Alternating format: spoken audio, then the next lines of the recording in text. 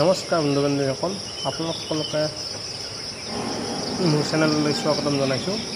এয়া আমি 100 লোকেল মুৰ্গী পুহিছোঁ, মই আৰু মোৰ ভাইটি লগ হৈ পেলাই।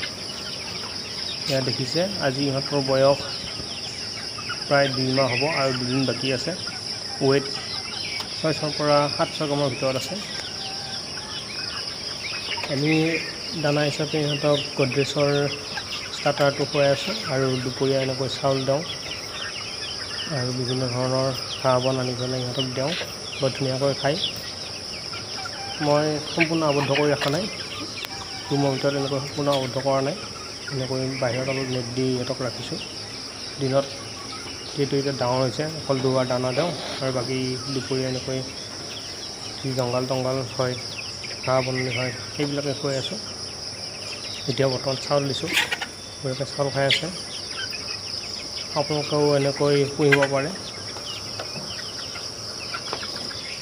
মই ওপৰত এনেকৈ পাতটা নেট দি দিছোঁ, যাতে বতাহটো বঢ়িয়াকৈ অহা যোৱা কৰি থাকিব পাৰে।